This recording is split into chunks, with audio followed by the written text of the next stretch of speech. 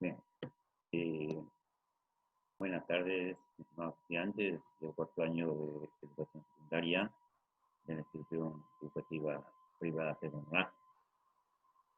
Les saluda el profesor Jesús Vina, a cargo de la línea de historia. Hoy día tenemos como tema el conflicto árabe-palestino. Este conflicto árabe-palestino tiene como objetivos específicos, ¿no?, conocer las guerras y diferentes conflictos que se han originado en el Medio Oriente desde 1948 hasta la fecha, ¿no?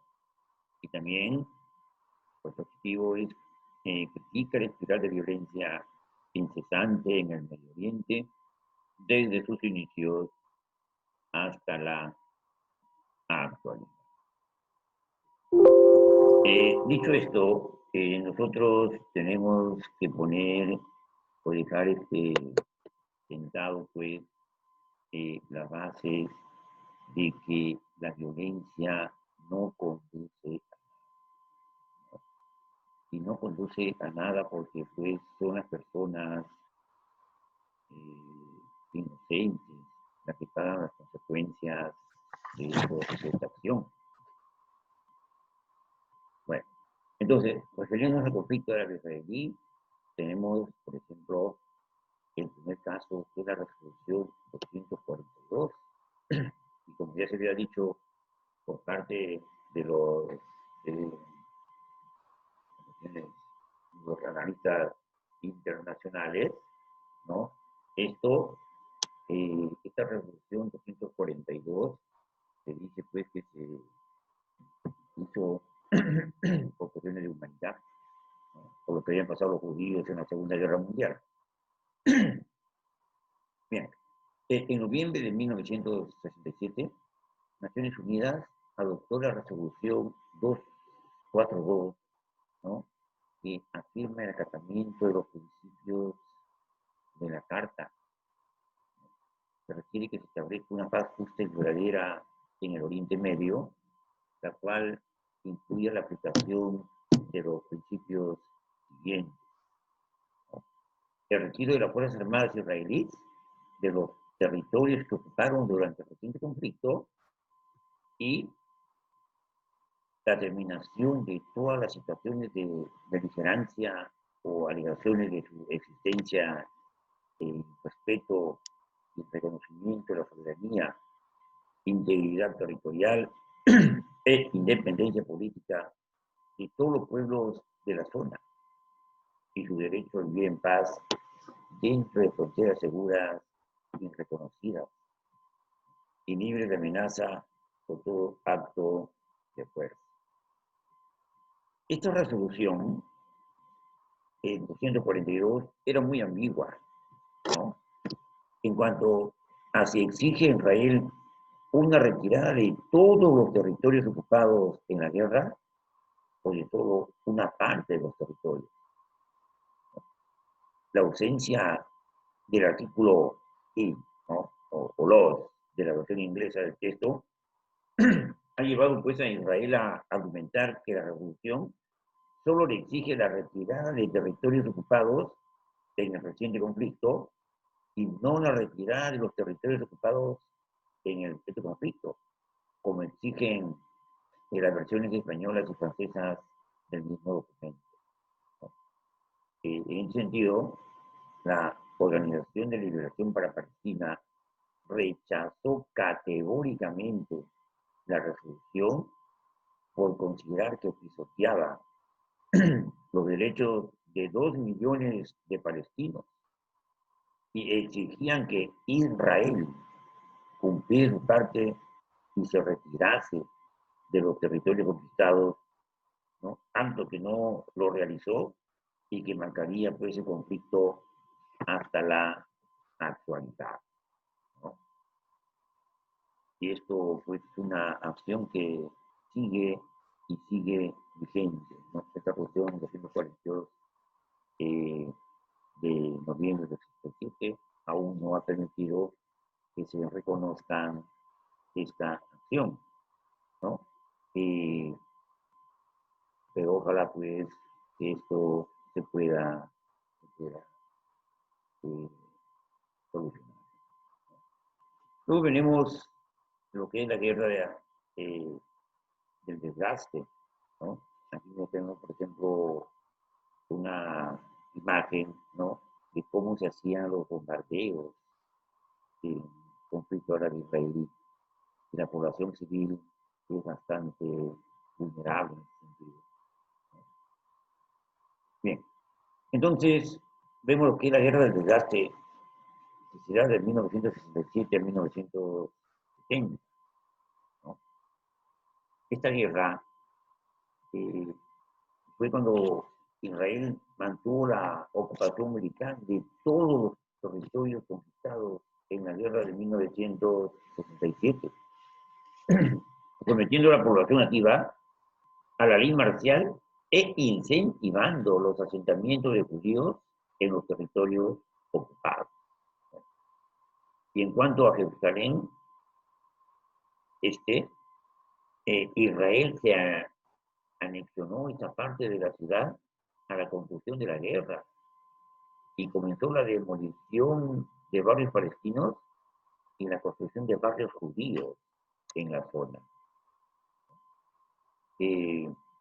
Por su parte, Egipto, que era lo que enfrentaban a los israelíes, multiplicó su hostigamiento militar contra Israel, que culminaría en la guerra de Yom Kippur en 1973, e intensificó su apoyo a los grupos armados palestinos y a partir de 1968 y con el apoyo de Siria al Frente Popular para la Liberación de Palestina, iniciaron una escalada terrorista internacional que incluyó secuestro de aviones comerciales y destrucción de aviones vacíos, atentados contra embajadas diplomáticas de Israel, ataques a intereses de la comunidad judía en todo el mundo o atentados contra las instalaciones de gas y petroleras, ¿no?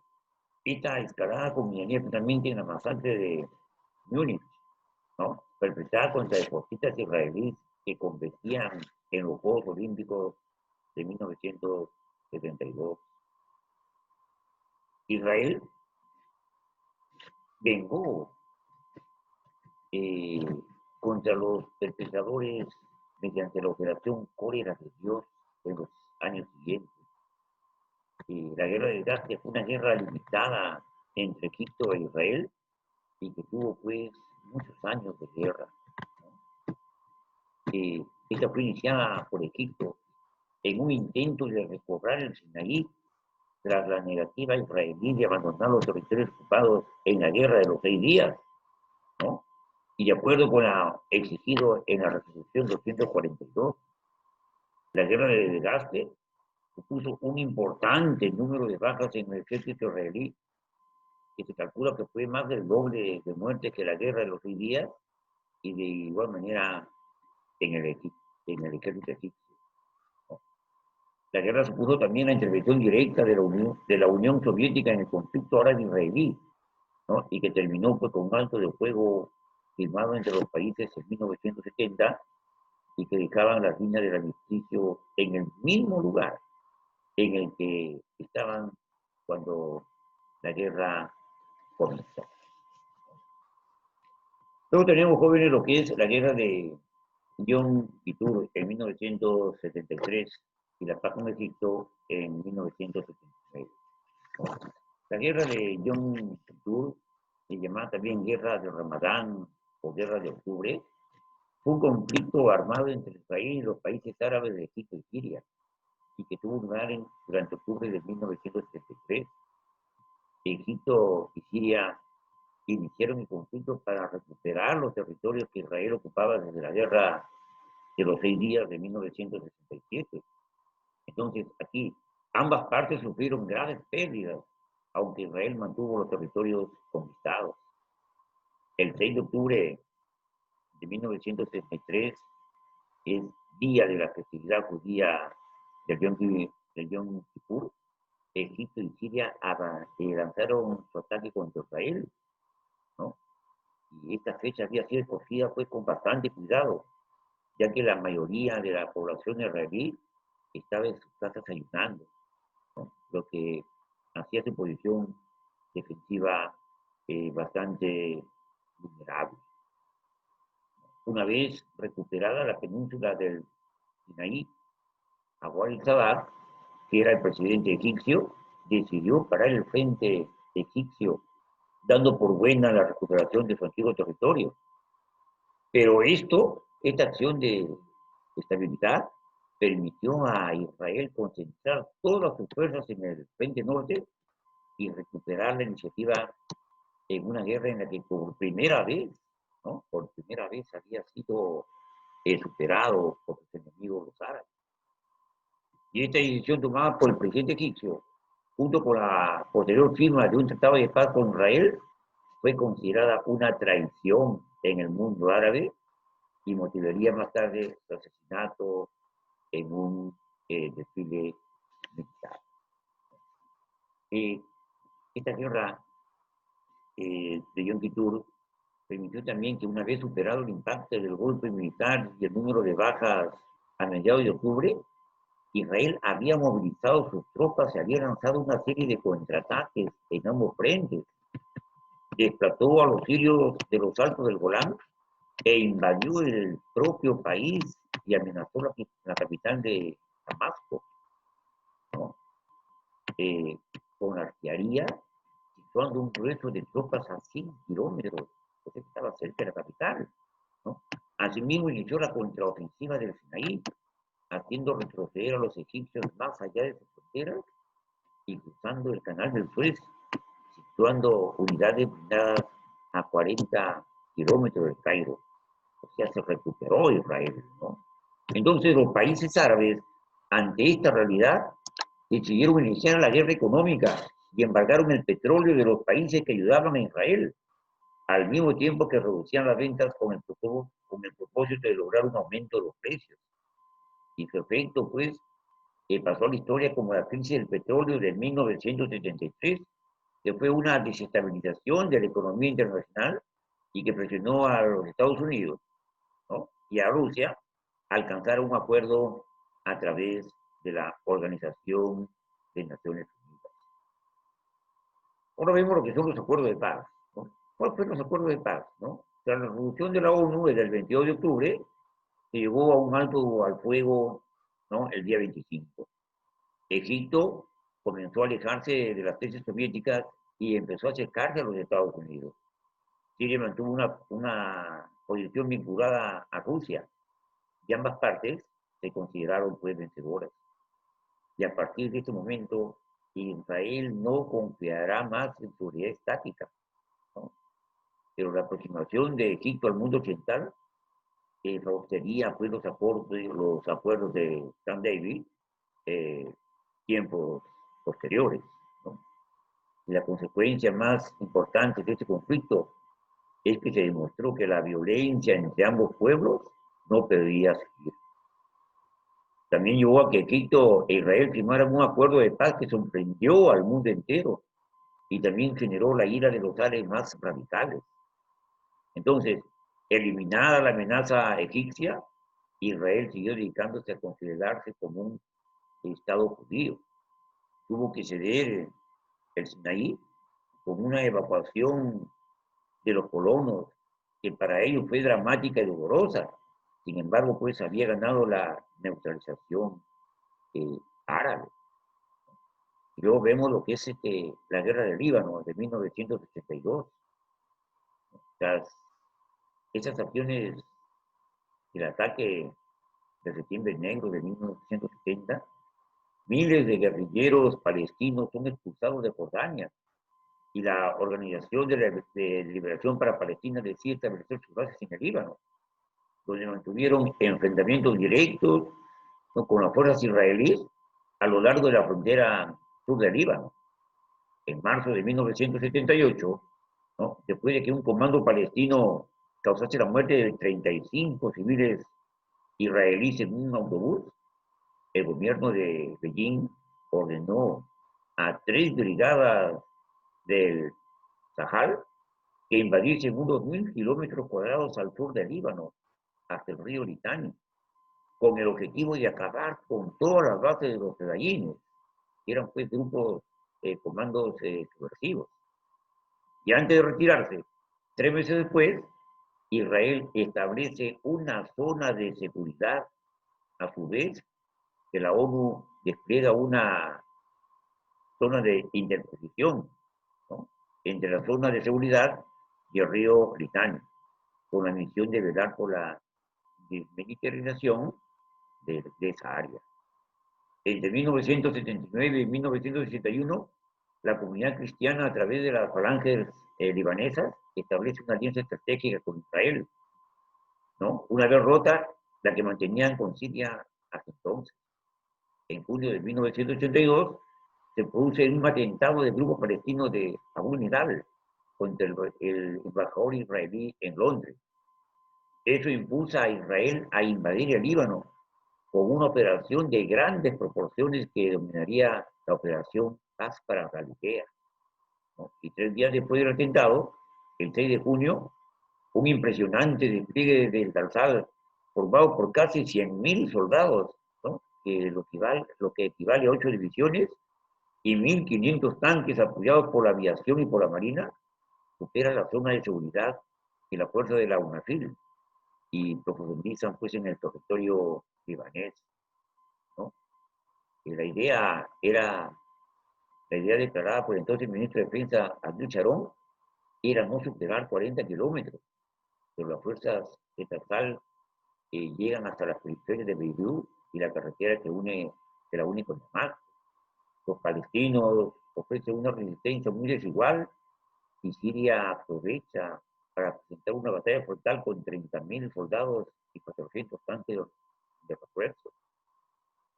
Israel destruyó el sistema de misiles antiaéreos sirios desplegados en la Beca libanesa, y derriba 29 de los 100 aviones de caza que Siria envió. Y el 11 de junio entra en vigor el alto de fuego impuesto por Estados Unidos y exigido también por la URSS, ¿no?, por la mediación estadounidense. Comienza la evacuación de casi 15.000 combatientes y burócratas de la Organización de Liberación Palestina y también de los soldados sirios, que portan pues su armamento ligero en señal de capitulación honrosa. Los sirios regresan a su país por vía terrestre y los palestinos son transportados a Chipre, desde donde son dispersos a varios países, como Argelia, Yemen, Irak, Jordania y Sudán, ¿no?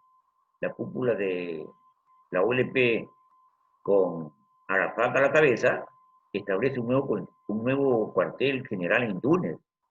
Y unos días después, el Parlamento libanés, ante la nueva correlación de fuerzas, elige al cristiano maronita Bashir Gemayel, sustituyendo a Elías Arquis, que había agotado su mandato.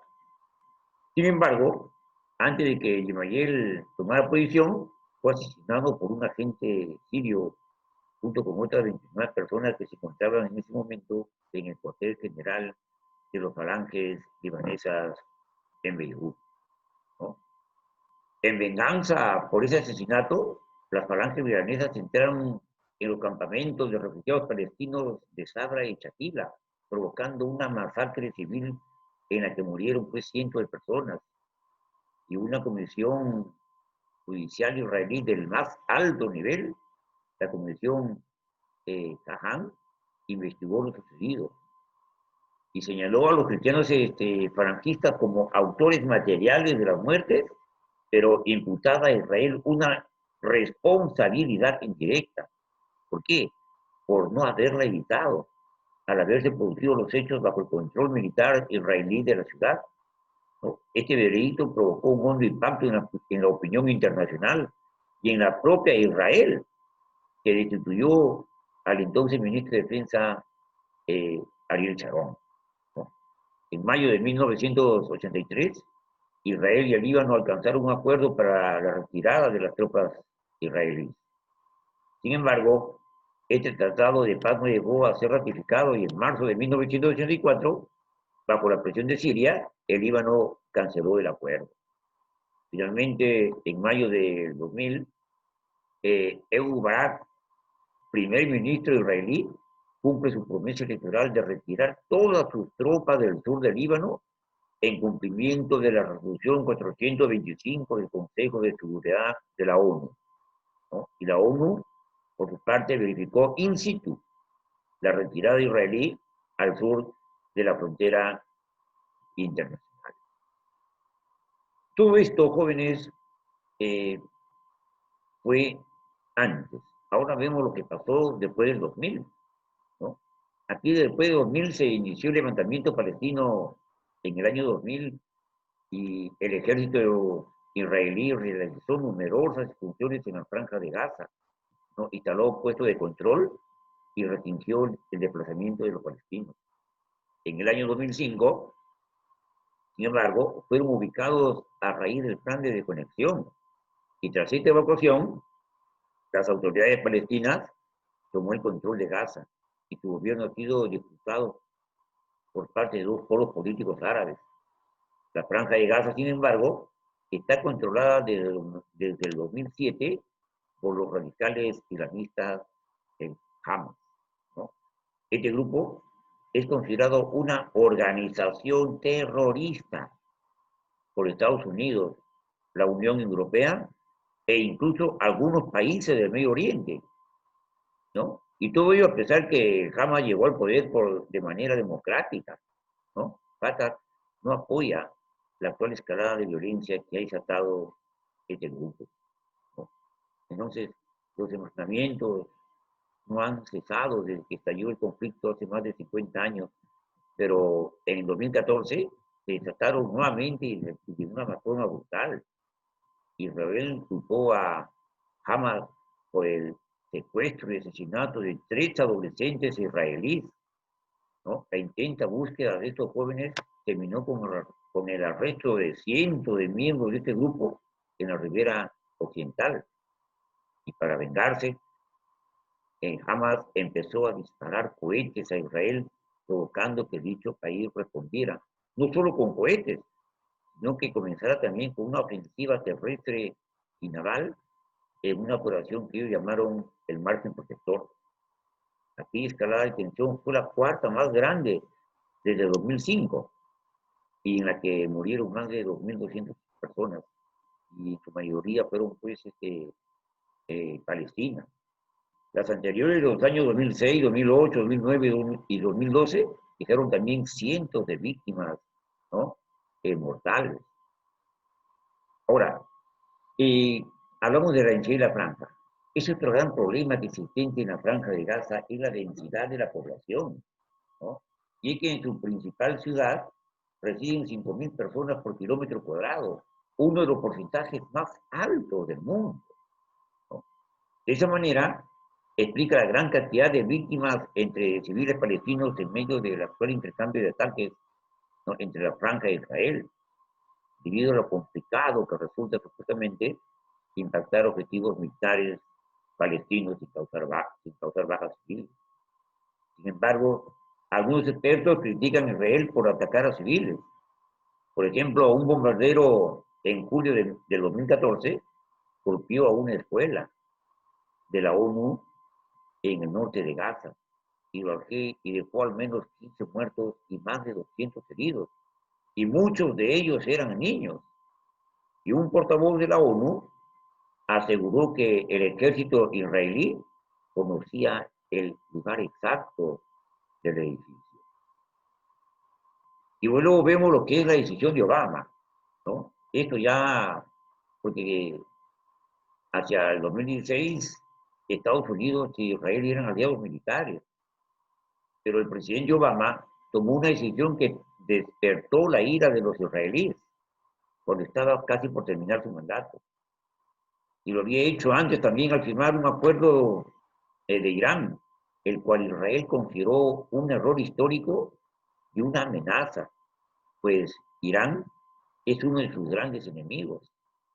Y esta vez la acción que despertó los temores israelíes fue no vetar la resolución del Consejo de Seguridad de la ONU que condenaba la política de asentamiento de Israel uno de los puntos de conflicto entre palestinos y israelíes, ¿no? La decisión, según el ex diplomático estadounidense Elliot Abrams, no logró nada más que dañar las relaciones bilaterales, mientras que según consigna la BBC de Londres, habría sido una cuestión de legado personal, por medio de la cual habría expresado su postura, ¿no?, en el conflicto palestino-israelí.